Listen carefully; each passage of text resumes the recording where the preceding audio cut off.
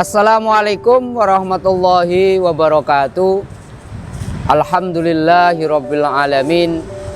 Alhamdulillahilladzi qala fi kitabihil aziz. Walillahi mulkus samawati wal ard.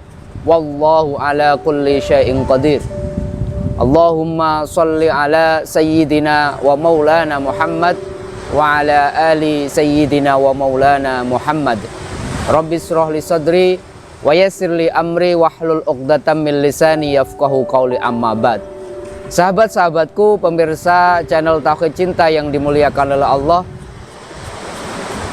bertemu kembali dengan kami tim Tauhid Cinta, dan hari ini kita akan belajar bersama tentang satu hal yang insya Allah menjadi keinginan kita bersama, bahwa kita digolongkan termasuk orang-orang yang disebut dalam surat Ali Imran 190, yaitu ulul albab, orang-orang yang sudah mempunyai inti hati yang bening, yang suci, sehingga dengan itu kita bisa memahami apapun ciptaan Allah, apapun takdir Allah yang dihadirkan dalam kehidupan kita, dengan mengatakan Rabbana ma khalaqta hadza batila.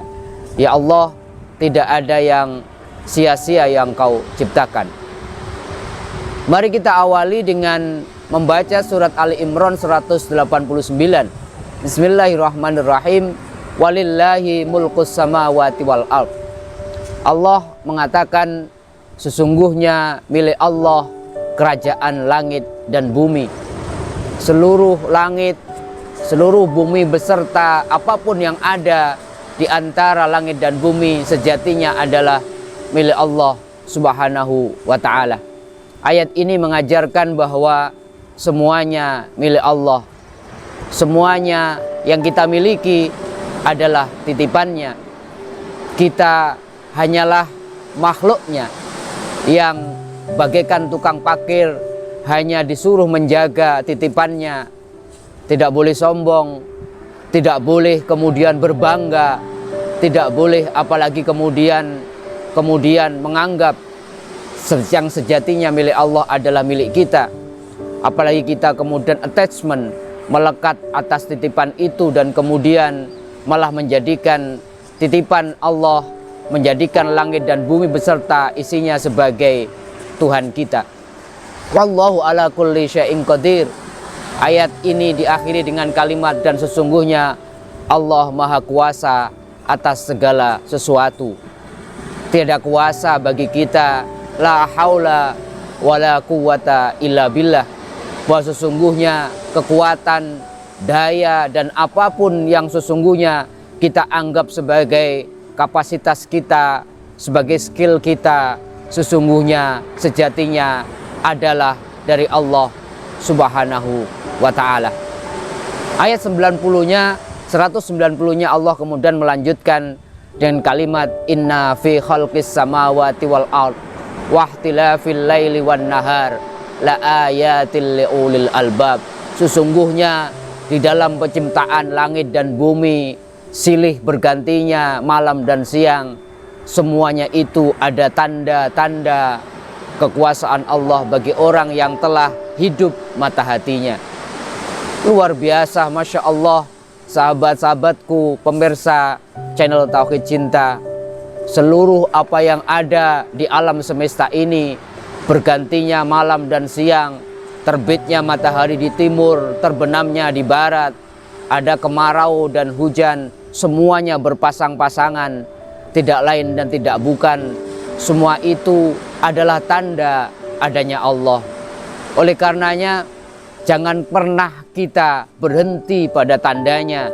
Ketika kita melihat deburan ombak, ketika kita melihat pemandangan yang indah, sebagai orang yang beriman, jangan berhenti pada deburan ombaknya, pada indahnya pemandangan, tetapi itu semua untuk menunjukkan ada Allah Sang Maha Pencipta yang menciptakan deburan ombak, yang menciptakan pemandangan yang indah.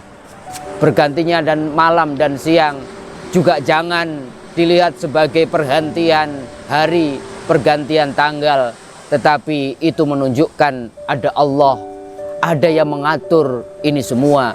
Tetapi hanya orang-orang yang hatinya, yang inti hatinya sudah hidup, yang bisa memahami ini. Lub adalah inti hati, adalah elemen paling inti dari rohani manusia. Kalau kita memakai definisi Imam At-Tirmidzi, dia menyebutkan ada 4 lapisan. Lapisan yang paling luar adalah sodar. Lapisan yang lebih dalam lagi namanya kolbu, yang masih membolak-balik, yang kadang-kadang seneng, kadang susah, kadang baik, kadang buruk. Kalau sodar itu paling luar, yang bisa diwaswasi oleh setan. Yang lebih dalam lagi namanya fuad.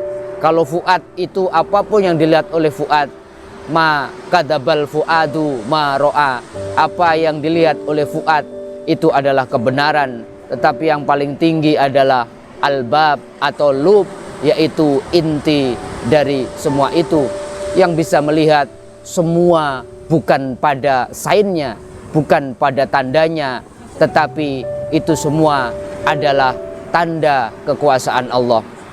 Kita tahu ayat Allah, tanda Allah di muka bumi dibagi 2. Yang pertama ayat-ayat verbal yang terdiri dari Al-Quran 114 surat, tetapi itu tidak akan pernah bertambah. Al-Quran dari dulu sampai hari ini 30 juz 114 surat. Tetapi ayat-ayat atau tanda-tanda Allah yang tidak terbatas adalah ayat-ayat kauniyah, seluruh ciptaannya, langit dan bumi, seluruh alam semesta, manusia, hewan, tumbuhan, seluruhnya adalah tanda-tanda adanya Allah. Semua ciptaannya adalah sainnya Allah, adalah ciptaannya Allah. Allah dalam surat Al-Baqarah 115 mengatakan, wallahu walillahi al-masyriqu wal maghrib. Milik Allah lah langit, milik Allah lah timur dan barat. Fa'ainama tuwallu fathamma wajhullah. Kemanapun engkau menghadap, di situ ada wajah Allah. Maka kemudian kalau kita melihat sesuatu, ingatlah bahwa itu wajah Allah. Kalau kita melihat tumbuhan, jangan berhenti pada tumbuhannya, lihatlah itu wajah Allah. Ketika kita melihat siapapun sesama manusia, seburuk apapun, jangan pernah remehkan mereka, jangan pernah rendahkan mereka, karena mereka adalah tanda Allah di muka bumi. Oleh karenanya, dengan melihat, memaknai, meresapi fa'aina matuwallu fathamma wajhullah, kita tidak pernah merusak alam, kita tidak pernah meremehkan sesama manusia, kita hormati seluruh ciptaan Allah, kita memuliakan mereka, kita merahmati mereka, karena kita meyakini bahwa seluruh ciptaannya, seburuk apapun dalam kacamata kita, sejatinya adalah manifestasi Tuhan di muka bumi.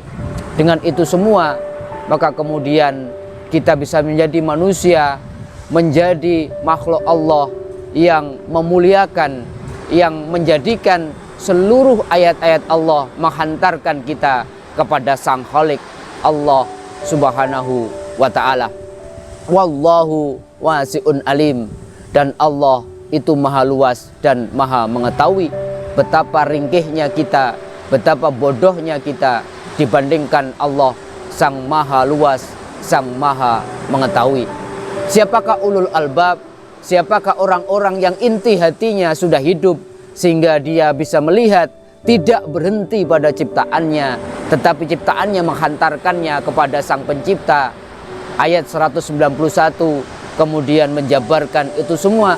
Siapakah yang orang yang disebut ulul albab? Pertama adalah alladzina yadhkurunallaha qiyaman wa qu'udan wa ala junubihim. Orang-orang yang selalu mengingat Allah dalam kondisi berdiri, dalam kondisi duduk, dalam kondisi berbaring. 24 jam orang yang lubnya sudah hidup selalu mengingat Allah. Di setiap momen hidupnya tidak pernah ghaflah, tidak pernah lupa akan Allah. Dalam semua aktivitasnya, dalam semua momentum hidupnya, Allah selalu dalam kesadarannya.